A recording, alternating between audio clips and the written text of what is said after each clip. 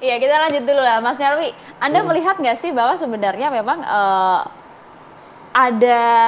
ada kemungkinan tidak antara Golkar ini kemudian bisa merapat juga ke PDIP? Nah, maka kalau kita lihat kok agak pesimis ya saya yang melihatnya. Ya, kalau dikatakan kemungkinan ya, ya tadi Bang Doli kan mengkonfirmasi ya, pun ada berbagai kemungkinan itu. Tapi namanya terakhir tuh PDIP disebut tuh. Ya, tapi kan kita lihat begini Maria ya.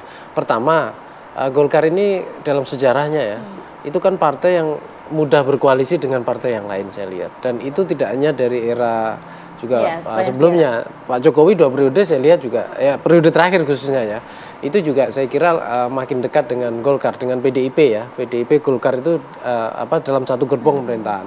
Nah, variabel yang kedua kemarin kan kita lihat koalisi Indonesia Bersatu ya, KIB itu, dan itu kan juga saya lihat juga ada yang banyak mengatakan itu salah satunya juga dapat restu Pak Jokowi kan gitu.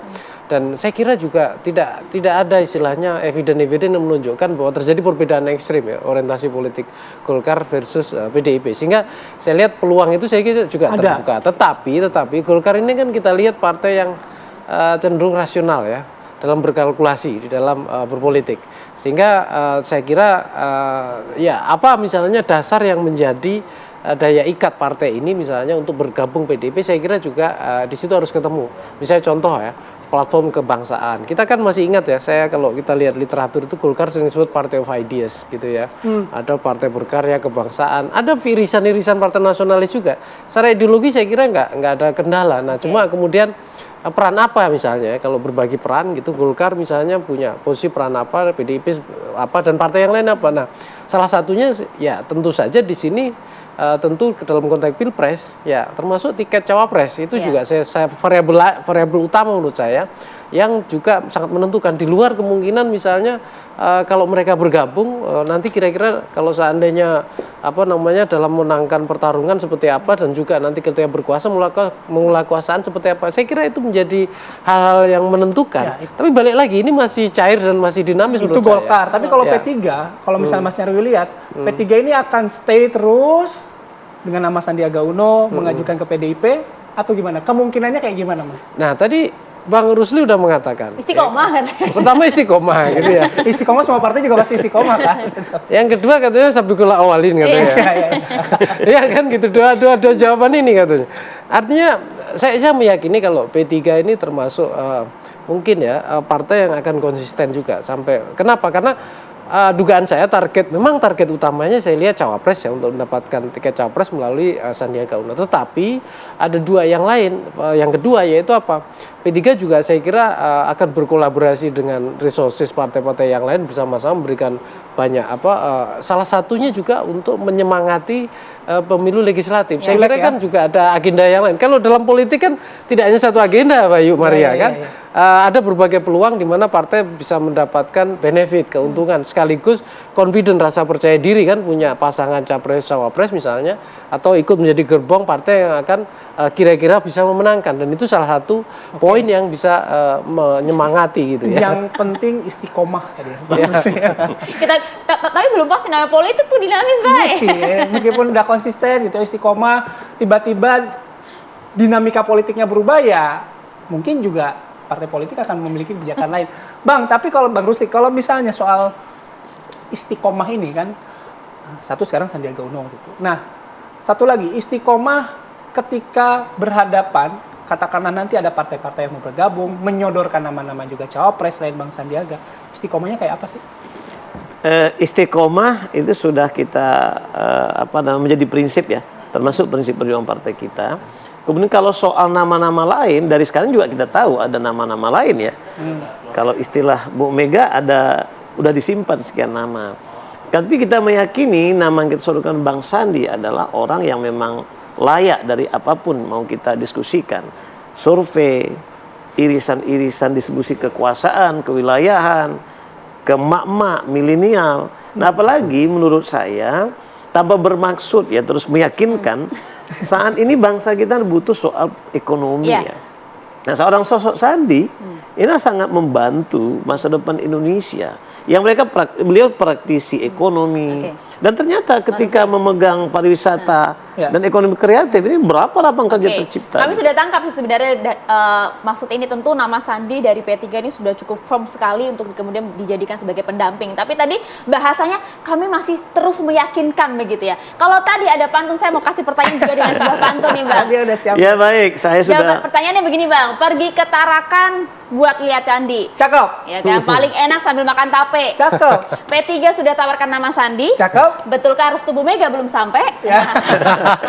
Kita serahkan, kita yakin Pak Mardiono berunding dengan Bu Mega dan partai-partai lainnya. Karena itu saya ingin pantun juga. Oke, baik. Untuk bangsa ini gitu ya. Pergi ke pasar Impres di Simpang 4. Cakep. Ya, kalau di Riau Suai. Oh, ya. Untuk membeli baju dan jamu. Cakep.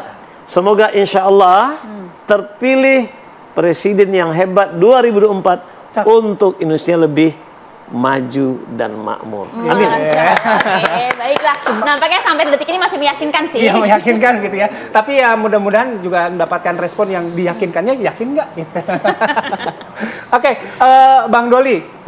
Satu lagi, kalau dari penjelasan Bang Doli tadi sudah firm gitu ya, dengan segala kalkulasi, Golkar sudah melihat akan seperti apa dinamikanya. Ketika Bang Doli menyebutkan tadi mungkin ada 2 saja, mungkin ada 3, mungkin ada 4. Nah, apakah misalnya 2, 3, 4 ini sampai sekarang Golkar masih istiqomah konsisten gitu? Pak Erlangga ini Dengan harus nama tetap Erlangga. jadi capres. Ya, pertama di dalam menghadapi pemilu, terutama pilpres, saya kira ada beberapa variabel yang pasti akan menjadi pertimbangan bagi partai-partai politik, terutama ketua umum partai politik. Ya. Yang pertama, walaupun memang ini sering orang mengatakan klise gitu ya, tetapi menurut saya tetap penting pertemuan atau bertemunya terjadinya kerjasama dan bangun koalisi antara partai politik itu karena memang punya kesamaan visi dan konsepsi tentang Indonesia di masa yang akan datang setidaknya 5-10 tahun yang ke depan gitu. Itu yang tentu saya kira menjadi perundingan awal membangun platform bersama tentang bangunan Indonesia ke depan yang harus lebih baik, lebih maju dan seterusnya. Nah, yang kedua adalah ini yang sangat praktis. Ya, orang berkoalisi bekerjasama ingin menang, nggak ada orang yang bekerjasama ingin kalah gitu. Itu dia maksudnya. Jadi Bang. pertimbangan kekuatan antar partai politik, figur yang dicalonkan, itu harus akan menjadi pertimbangan. Kalau tadi misalnya cocok antara tadi yang disampaikan Mas siapa tadi pengamat kita ini, itu kan bicara tentang platform, ya ketemunya di mana gitu. Nah, ini yang terus pasti akan terus dirundingkan. Nah, yang ketiga adalah ini yang sering juga luput dibicarakan. Jangan lupa bahwa 2 periode ini termasuk 2024, Pileg dan Pilpres itu dilaksanakan dalam hari yang sama. Jadi terutama buat partai politik ya, dia pasti akan membicarakan bukan hanya sekedar Pilpres saja, tapi ada kaitannya dengan Pileg. Sejauh mana ada korelasi antara pencalonan siapa yang dicalonkan oleh partai politik itu dengan bagaimana meningkatkan juga perolehan kursi di DPR. Nah, ini yang tentu akan menjadi pertimbangan. Nah, buat Golkar. Ya, oke, jadi pertimbangan dan juga masih ada kalkulasi yang pasti sekarang partai-partai juga pasti sangat istiqomah tadi ya untuk menuju Pilpres Dan juga untuk 2024 begitu. Jadi pertanyaan pagi hari ini apakah Ya, Bang, singkat, Bang. Ya, buat Golkar sampai sekarang kita belum merubah keputusan ya.